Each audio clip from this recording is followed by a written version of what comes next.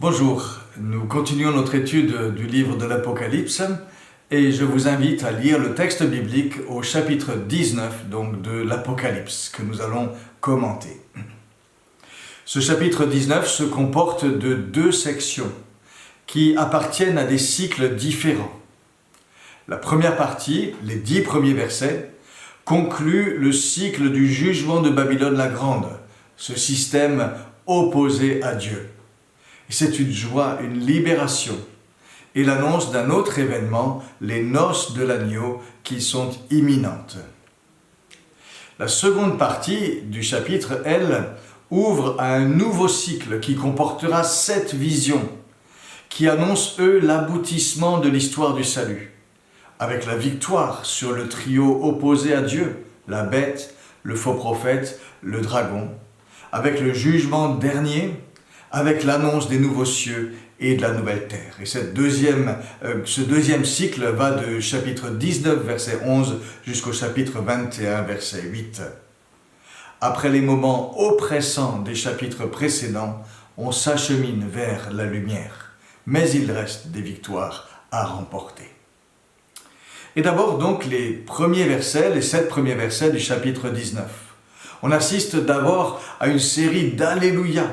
On les entend, ils fusent. Ils sont provoqués par l'annonce de la chute de la grande Babylone.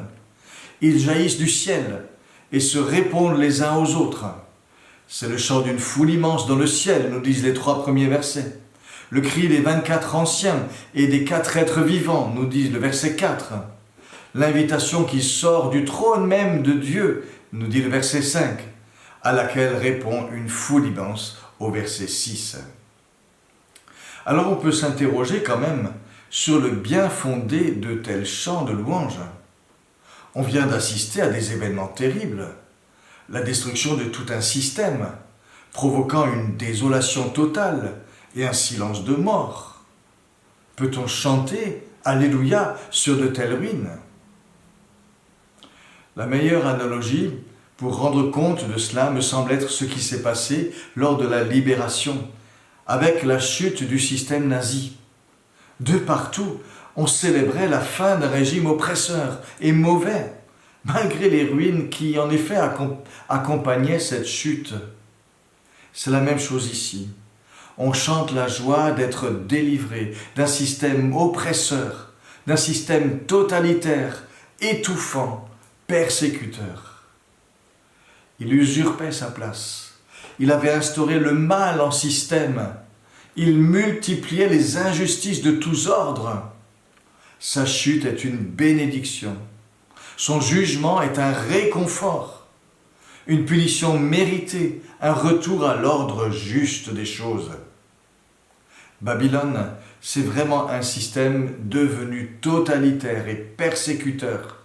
Il ne faut pas l'oublier et ne pas verser donc dans l'angélisme. Et c'est donc d'abord une foule immense dans le ciel qui chante Alléluia. Le texte ne précise pas de qui se compose cette foule, mais elle inclut certainement les chrétiens dans l'état intermédiaire. Il composait déjà la grande foule qui chantait le salut de Dieu au chapitre 7, les versets 9 et suivants. Ce sont eux aussi qui célébraient les justes jugements de Dieu au chapitre 15, les versets 2 et suivants. Et ils célèbrent maintenant le salut de Dieu, verset 1, sa gloire, sa puissance, manifestée par ce jugement de Babylone la grande prostituée. Le système humain opposé à Dieu corrompait la terre par ses agissements mauvais, nous dit le verset 2. On les décrit comme inconduites dans la ligne de l'image de la grande prostituée. Mais cette inconduite recouvre toutes sortes d'injustices. Injustice sociale, injustice économique, injustice morale. Le salut de Dieu inclut cette victoire sur le mal par le jugement. Une victoire qui condamne le mal comme mal. Et ce jugement du Seigneur est juste et véritable, chante-t-on au verset 2. Il est mérité. Il correspond à la réalité de ce qui a été commis. On n'oublie pas les serviteurs de Dieu qui ont payé de leur vie leur attachement au Seigneur. Tout comme on n'oublie pas certainement les autres injustices commises dans ce système et qu'il faut payer maintenant. Ce jugement est aussi définitif et sans appel. Et c'est ce que chante le deuxième Alléluia, en mentionnant la fumée de la ville détruite qui monte au siècle des siècles, verset 3. Les représentants du peuple de Dieu, les 24 anciens, et de toute la création, les 4 êtres vivants, s'associent à cette louange. Cela confirme la dimension universelle du salut qui est proclamé et qui est chanté. Le peuple de Dieu, mais aussi toute la création, sont concernés. Verset 4. Plusieurs mentions du trône de Dieu sont faites au verset 4 et 5 et de son règne, verset 6. Et cela montre que ce jugement du mal manifeste vraiment la seigneurie de Dieu. Le Christ doit mettre tous ses ennemis sous ses pieds, le dernier ennemi étant la mort, nous disait Paul dans 1 Corinthiens 15, versets 25 et 26. Et c'est seulement ainsi que la nouvelle création pourra venir. Et c'est ainsi que toutes choses pourront être faites nouvelles. Les chants que l'on entend visent, avec la destruction de ce système impie, cette restauration que l'on peut attendre désormais. L'espérance du peuple de Dieu est de pouvoir vivre enfin dans une harmonie totale avec le Seigneur, dans un monde renouvelé. Et c'est ce qui nous est décrit sous une image, celle des noces de l'agneau, dont il est question des versets 7 à 10. Les noces de l'agneau, verset 7, avec leur grand festin, verset 9, un événement pour lequel le peuple de Dieu se prépare, nous dit le verset 7, se revêt de fin lin, verset 8. Les noces de l'agneau. La relation d'alliance entre Dieu et son peuple est une relation où Dieu s'engage à l'égard de son peuple, lui offre son amour, mais demande aussi le sien en retour. Je serai votre Dieu et vous serez mon peuple. Lévitique 26, verset 12. Et ce lien entier, exclusif, est parfois justement présenté dans la Bible sous l'image d'un mariage, du mariage. Israël appartient à Dieu, qui l'a vu dans sa misère et l'a pris sous son aile, telle une jeune fille délaissée, nous dit Ézéchiel au chapitre 16 et au verset 8. Un attachement de Dieu à l'égard de ce peuple. Mais lorsque survient l'idolâtrie, elle est vécue et dénoncée comme une infidélité conjugale. C'est le thème du livre d'Osée, Jérémie également, chapitre 3, versets 6 à 20.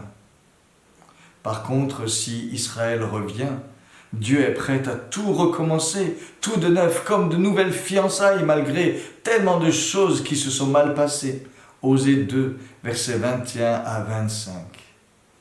L'attachement de Dieu à son peuple est décrit à quelques endroits, comme comparé à celui d'un époux qui est prêt à mettre toute sa joie dans celle qu'il aime. Ésaïe 54, versets 4 à 8, 62, verset 4. Et Jésus endosse cette même image pour dire la nouvelle alliance. Il est l'époux à qui appartient l'épouse, dit Jean-Baptiste, Jean 3, verset 29. L'amour dont il a aimé l'Église en se donnant pour elle devient le modèle de l'amour conjugal chrétien, Éphésiens 5, versets 23 à 32. Et le royaume de Dieu est comparé à un festin de noces qu'un roi fait pour son fils et auquel il convie des invités. Matthieu 22, versets 1 à 14. Alors le mariage en Israël se faisait toujours en 2 étapes. D'abord un mariage juridique qui engageait déjà le couple à une fidélité exclusive l'un à l'égard de l'autre, mais sans qu'ils mènent vie commune encore. Ils étaient fiancés, mais c'était déjà un mariage juridique. Puis vient le moment où l'époux cherchait l'épouse pour l'amener dans sa maison, pour y consommer le mariage et commencer la vie commune, ce qui donnait lieu à de grandes festivités. Et l'apôtre Paul dira aux Corinthiens de la même façon, « Je vous ai fiancés à un seul époux pour vous présenter à Christ comme une jeune fille pure. » 2 Corinthiens 11, verset 2. Et Jésus nous invite à attendre son retour, comme on attendait en Israël que le fiancé cherche sa fiancée. Et on connaît la parabole des vierges dans Matthieu 25, les versets 1 à 13. Nous sommes donc aujourd'hui encore dans ce temps de l'attente, tout en appartenant déjà au Seigneur. Et les noces de l'agneau sont ce moment où le peuple de Dieu, purifié, partage avec le Christ glorifié la gloire qui est la sienne, dans une union, dans une harmonie qui pourra être désormais sans entrave. Et ce moment, il se prépare dès aujourd'hui. Son épouse s'est préparée, nous dit le verset 7. Nous le faisons par notre amour pour Dieu aujourd'hui, par notre fidélité, en vivant dans l'espérance de son retour, par notre engagement pour le royaume de Dieu, en nous conservant purs pour le Seigneur. L'épouse est revêtue de fin lin, éclatant et pur, nous dit notre texte au verset 8. Et il y a là un contraste avec la prostituée qui avait cet habit flamboyant, écarlate, mais une coupe remplie d'impureté, d'abomination. Apocalypse 17, verset 4. Que représente ce vêtement de fin lin qu'il est donné à l'épouse de porter au verset 8? Le verset 8 désigne ce vêtement de fin lin comme des actes de justice. Certains pensent qu'il s'agit là d'un statut nouveau, le salut, la justice que donne le Christ et dont on se revêt comme d'un vêtement, et cette image est employée en Ésaïe 61, verset 10, en Zacharie 3, versets 1 à 4. D'autres pensent que ce vêtement de fin lin représente plutôt les actions justes que les croyants accomplissent grâce à l'œuvre de l'Esprit dans leur vie. Et le pluriel, à mon avis, irait quand même plutôt dans ce sens-là, tout en précisant qu'il ne s'agit pas de la base qui permet d'être sauvé, mais plutôt de la façon dont ceux qui ont tout reçu du Christ veulent l'honorer, telle l'épouse qui se fait belle pour honorer celui qu'elle aime. Ayons à cœur d'être pour le Seigneur cette Église belle, sans tache ni ride. Ayons à cœur de nous garder, de nous préserver du mal pour lui, pour le jour où nous partagerons vraiment sa gloire. Et la vision continue par une béatitude qu'il faut écrire pour bien la retenir. Heureux ceux qui sont appelés au festin de l'os de l'agneau, nous dit le verset 9. Le verbe appeler souligne que l'initiative appartient à Dieu. C'est lui qui prépare, c'est lui qui met tout en place, c'est lui qui appelle à lui. Et l'image du festin, pour dire le salut accompli, est une image qui est reprise des prophètes. Le Seigneur prépare pour tous les peuples, nous dit Ésaïe, avec tout ce qu'il y a de meilleur, un festin de mets succulents sur la montagne de Sion. Et il fait cela après avoir englouti la mort pour toujours. C'est un magnifique texte d'Ésaïe 25, versets 6 à 9. Même ceux qui n'ont rien peuvent venir et jouir de ce festin, nous dit Ésaïe 55, versets 1 à 3. Et Jésus a parlé lui aussi pour dire le salut de tous ceux qui se mettraient à table, venus d'Orient et d'Occident, dans son royaume. Matthieu 8, versets 11 à suivant. C'est ce qu'évoque aussi la scène, humblement, mais dans l'espérance. Luc 22, verset 15, verset 30. Cette image du festin que l'on partage parle d'une communion riche avec le Christ, d'une communion ensemble autour de lui, où l'on partage les biens du salut, dans la joie, dans la liberté totale des enfants de Dieu, dans un monde renouvelé, où le mal ou la mort ne seront plus. Tout cela est tiré d'Ésaïe 25. Cela n'interviendra que lors du renouvellement total de toutes choses, au moment de la nouvelle création, C'est pourquoi la nouvelle Jérusalem est comparée à l'épouse qui s'est préparée pour son époux, dans Apocalypse 21, verset 2, verset 9. Mais en tout cas, la fin du système corrompu représenté par Babylone oriente vers cette magnifique espérance qui est aussi la nôtre. Et Jean est profondément saisi par tout ce qu'il vient de voir. Et il tombe aux pieds de l'ange qui lui révèle ces choses dans un mouvement d'adoration, nous dit le verset 10. Cela exprime certainement un saisissement profond devant tout ce qu'il découvre. Et nous pouvons peut-être nous interroger sur l'effet qu'a sur nous les perspectives de l'espérance chrétienne. Sommes-nous saisis vraiment par ce que cela annonce? L'adoration de Jean est très certainement une réaction à tout ce qui lui a été révélé. Mais il se prosterne devant l'ange qui le lui a communiqué. Et celui-ci veut écarter toute ambiguïté. Il lui dit, non, relève-toi, nous sommes que toi et moi des compagnons de service avec toi et avec tous ceux qui servent fidèlement le Seigneur Jésus. C'est dit au verset 10. Une belle humilité de cet ange, une solidarité aussi dans le service de Dieu. Hommes et anges sont compagnons de service, dit cet ange ici. Ah, si nous apprenions à nous voir ainsi les uns les autres. Que de glorioles, que de petites jalousies, que de rivalités se régleraient d'emblée. Mais le message est clair. On est compagnons de service, mais il faut adorer Dieu et lui seul. Et il ajoute une considération qui renvoie à ce qu'il vient de dire. Juste avant, il a décrit les croyants fidèles comme ceux qui ont le témoignage de Jésus, c'est dit au verset 10. Et ce témoignage, ajoute l'ange, est l'esprit de la prophétie. Que veut dire le témoignage de Jésus? S'agit-il du témoignage que rendent les chrétiens à Jésus? Ou s'agit-il du témoignage que Jésus a rendu par sa personne et par son œuvre et qui atteste tout ce que Dieu a dit et annoncé? C'est plutôt, me semble-t-il, dans ce sens-là qu'il convient d'aller. Jésus est appelé le témoin fidèle en Apocalypse 1, verset 5. Et avoir le témoignage de Jésus, c'est justement s'accrocher à ce que Jésus a fait et y rester fidèle. Et ce témoignage de Jésus est l'esprit même de la prophétie, dit l'ange. Autrement dit, toute la révélation de Dieu converge vers Jésus, qui en est le centre et l'accomplissement. Et l'ange, lui, n'est que serviteur. Il veut rester à sa place et il oriente vers Jésus.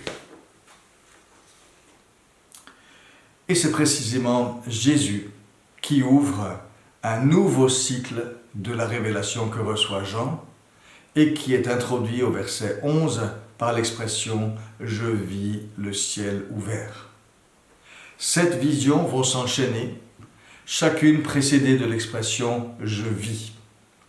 Et c'est le cycle des victoires du Christ sur tous ses ennemis, la bête, le faux prophète, le dragon, qui aboutit au jugement dernier, aux nouveaux cieux, à la nouvelle terre. Ce cycle se termine au chapitre 21, verset 8. Et la première vision de ce nouveau cycle nous présente le Seigneur Jésus, monté sur un cheval blanc, au verset 11, et qui s'engage à la tête des armées célestes, elles aussi montées sur des chevaux blancs, revêtus de lin fin, blanc et pur, nous dit le verset 14. On notera cette insistance sur ce qui est blanc, ce qui est fin, pur. Cela dit que tout ce qui va être accompli obéit à des motivations de justice en toute pureté. Et la vision du Christ qui nous est donnée ici va combiner la révélation de sa personne et celle de son action. Commençons par son action. Son action consiste à juger.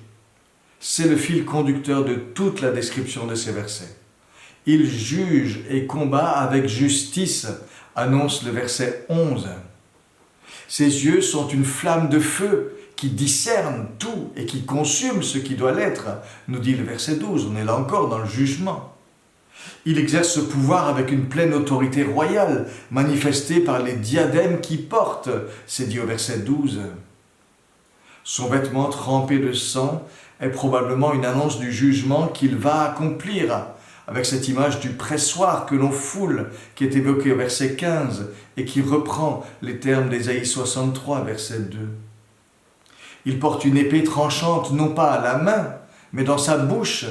Autrement dit, c'est sa parole, c'est sa sentence qui accomplira la justice, nous dit le verset 15. Il fait ainsi tout ce que l'on attendait du roi messianique, faire droit aux opprimés, punir les méchants.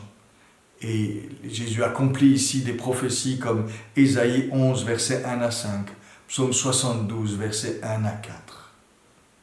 Faire paître avec un sceptre de fer, expression qu'on trouve au verset 15, peut aussi évoquer le jugement qui est imposé avec une pleine autorité royale. Et on trouve un texte semblable dans Michée 5, verset 5, pour l'idée de paître dans le sens de juger. Fouler la cuve de la colère de Dieu décrit l'application du jugement, verset 15. Autrement dit, la victoire du Seigneur Jésus n'est pas une simple suprématie de puissance sur ses ennemis, mais c'est un jugement, c'est une action qui rétablit le droit, qui rend à chacun ce qui lui est dû. Et voilà ce qu'annonce cette vision du Christ. Le Seigneur jugera les peuples avec droiture, chantaient les psaumes, psaume 9, 96, 98. Et c'est ce que réalise ici le Christ. Les titres qui fondent cette action de Jésus et son autorité sont impressionnants. Il s'appelle d'abord « fidèle et véritable », nous dit le verset 11. Et fidèle, c'est ici digne de confiance, certainement. Véritable renvoie au Dieu véritable face aux idoles et aussi à la totale vérité de ses jugements, entièrement conforme à la réalité des faits. Il porte également, deuxième titre, un nom écrit que nul ne connaît sinon lui, nous dit le verset 12. Une façon de rappeler qu'il s'appartient à lui-même, que nul n'a d'emprise sur lui et que la richesse de sa personne dépasse ce que nous pouvons concevoir. Et Jésus le disait déjà, nul ne connaît le Fils si ce n'est le Père. Matthieu 11, verset 27. Il est aussi nommé la parole de Dieu, parce que c'est lui qui révèle le Père. Jean 1, verset 18. Il est parole en tant qu'expression même de l'être de Dieu. Hébreux 1, verset 3. Toutes ces paroles, toutes ces actions expriment qui est Dieu. Jean 14, verset 10 à 11. Et ces jugements porteront la même marque. Ils exprimeront Dieu. Ils s'accompliront avec puissance. Et Sylvain Roberowski souligne que le prologue de Jean évoque le Christ comme parole au commencement de toute chose, mais qu'ici, c'est au regard de la fin du monde présent qu'il porte le même titre. Il est l'alpha et l'oméga. Et enfin, dernier titre, il est le roi des rois et le seigneur des seigneurs. Un de ces titres qui n'appartient qu'à Dieu seul et qui a déjà été donné à Jésus au chapitre 17, verset 14. Et face aux prétentions des souverains de la terre, face aux puissances du mal opposé à Dieu, combien cette réalité est bienfaisante de savoir qu'il est le roi des rois, le Seigneur des seigneurs. Jésus est donc la clé de notre histoire. C'est de lui que dépend l'issue de toute chose. Et il le sera d'une manière totalement juste, dans la fidélité à tout ce qu'est Dieu. Et c'est l'assurance que nous donne cette première vision. Les visions suivantes, à partir du verset 17, enchaînent les bulletins de victoire du Seigneur Jésus. Une première vision, les versets 17 et 18, est une invitation lancée aux oiseaux du ciel, en fait des vautours, des charognards, pour qu'ils se rassemblent en vue d'un festin bien macabre, celui de toute la coalition qui s'est levée contre le Seigneur et contre son peuple. L'issue de la bataille est clairement annoncée et elle est terrible. Tous seront laissés, sans sépulture, sur le champ de bataille, à la merci de ces oiseaux de proie. Un sort infamant pour dire la fin de ceux qui s'opposent à Dieu. Et le mot chair est répété plusieurs fois pour parler de ces dépouilles dévorées par les oiseaux de proie. Ça donne à la scène un caractère cru et sanglant. Et personne n'est épargné, quel que soit son rang, militaire ou social, nous dit le texte. Voilà ce qui attend l'armée qui se prépare à combattre le roi des rois. Son extermination sera totale. La scène suivante, verset 19, nous décrit la coalition en train de se rassembler pour s'opposer à Dieu et à son peuple. La bête, les rois de la terre, leur armée sont là rassemblés. Le chapitre 16 avait déjà décrit cette coalition, rassemblée au lieu nommé Armageddon. Chapitre 16, versets 12 à 16. Elle semblait alors puissante, avec le dragon, la bête, le faux prophète à la manœuvre. Mais ici, on voit la scène à partir de la vision du Christ et de l'annonce du désastre de cette coalition. On sait l'entreprise vouée à l'échec. La scène suivante, versets 20 et 21, nous décrit cette fois-ci la fin de la bête et du faux prophète. Et le texte est lapidaire. La bête fut prise, et avec elle, le faux prophète qui avait opéré devant elle des signes séducteurs, nous dit le verset 20. Aucune bataille n'est décrite qui aurait pu manifester la bravoure des ennemis de Dieu et sauver leur honneur. Et autant ils avaient été impressionnants et puissants, autant leur fin est pitoyable. Ils sont pris simplement liés. C'est le sort de ceux qui s'opposent au Seigneur des Seigneurs. D'un mot, il les épouvante. Du souffle de sa bouche, il les terrasse, nous dit le psaume 2, verset 5. Ils sont pris et jetés vivants dans l'étang de feu où brûle le soufre, nous dit Apocalypse 19, verset 20. C'est l'image du châtiment final et définitif. Ésaïe avait déjà parlé d'un feu qui ne s'éteindra pas pour décrire le sort des ennemis de Dieu. Ésaïe 66, verset 24. La géhenne dont parle souvent Jésus désigne la même réalité. C'était une vallée près de Jérusalem où on brûlait en permanence les ordures de la ville. Jésus a parlé aussi du feu éternel préparé pour le diable et pour ses anges. Matthieu 25, verset 41. La bête et le faux prophète y sont jetés vivants. C'est bel et bien leur châtiment. Ils ne meurent pas au combat, mais ils subissent le châtiment qui leur est infligé. Quant aux autres coalisés, il se réalise pour eux ce qu'annonçait la vision du champ de bataille dépecé par les charognards. Mais ils seront jugés aussi par le Seigneur lors de la résurrection finale. Il reste à savoir comment se réalisera la victoire contre l'ennemi, le diable. C'est le thème de la scène qui suit, au chapitre 20. On prendra des choses de beaucoup plus loin, mais l'issue est annoncée. Elle dépend d'un nom, d'une personne, le Seigneur Jésus, Roi des rois, Seigneur des seigneurs. Et c'est là notre espérance, c'est là aussi notre confiance.